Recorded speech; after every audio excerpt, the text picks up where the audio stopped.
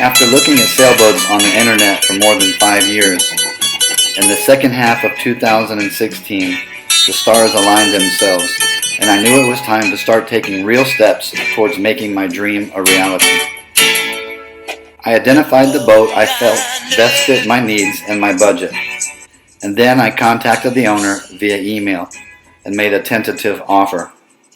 After he accepted the tentative offer and terms, I loaded all of my sailing equipment into my car and drove out to New York in order to perform the first of 2 inspections on the boat.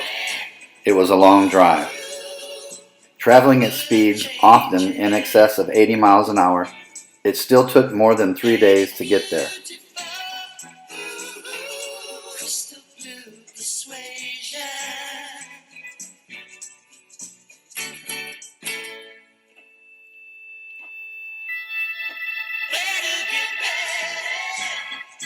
For the last 3 days, I've been driving across the United States from Utah to New York.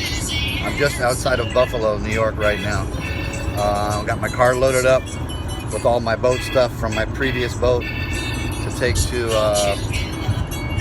New York, where I'm going to see the new boat, and if everything works out fine, I'll leave all of my junk there and come back in the spring when the ice thaws and sail the boat out of New York. As you can see outside right now, not exactly prime sailing conditions. Eventually, I made it to Lake Seneca, where I met the boat's owner, Raymond Drake. We both crawled around in the cold, dark boat, and after an hour or so of inspections, I felt comfortable enough to sign a purchase contract and leave a deposit on the boat. I had been corresponding with Ray over the internet for the previous 3 months, and I found him to be a very genuine and likable man of very high integrity. I also found the boat to be in much better condition than I expected. I was very pleasantly surprised, and I felt very good about buying this boat from Ray. I left my dinghy, outboard motor, and various other sailing equipment in Ray's garage and headed back across the high plains. The plan was to return in spring after the ice thaws, check out the boat's electrical and mechanical systems while it is in the water, and then start making my way towards Florida for the first leg of the journey to Thailand.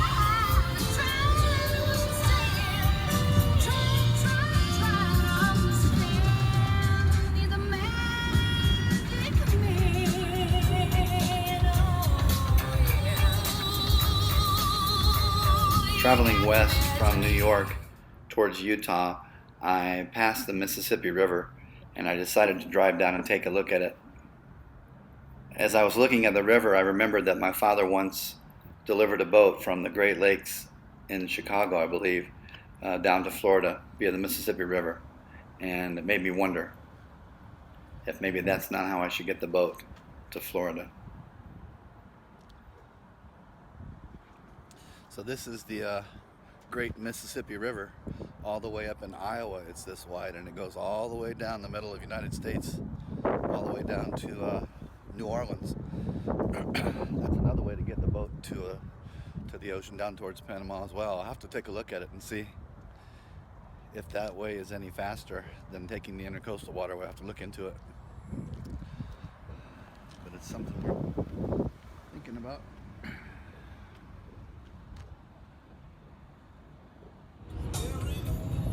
I had considered the idea of having the boat shipped to Thailand from New York.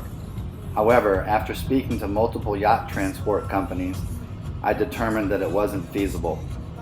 Yacht transport costs are kept very high, primarily because of the number of super yacht owners that are willing to pay exorbitant prices to have their giant diesel-guzzling boats shipped from one yachting destination to another. The thing about super yachts is they burn tons of fuel, and the fuel cost alone to cross the Pacific Ocean in a super yacht would be $50,000 to $100,000. So a fee of $25,000 to $50,000 is a bargain to the owner of a super yacht. And as long as that's the case, shipping companies have little interest in shipping second-hand pocket yachts. especially when the owners of those pocket yachts are on a shoestring budget.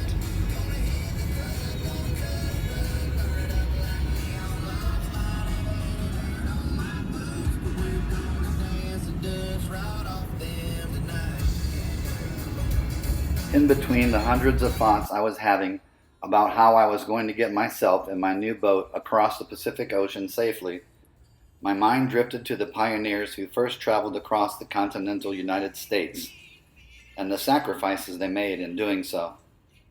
I was now traveling in 1 hour distances that took them weeks or even months to travel. The trip I had just made, taking very little concern for safety, was once a treacherous journey that cost hundreds, if not thousands of people their lives.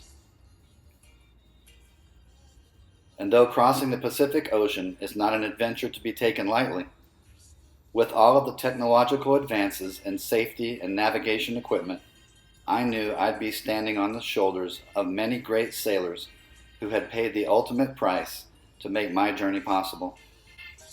As I pondered that thought, the trip was over before I knew it, and it was time to get ready for the next phase of the adventure. Oh my goodness.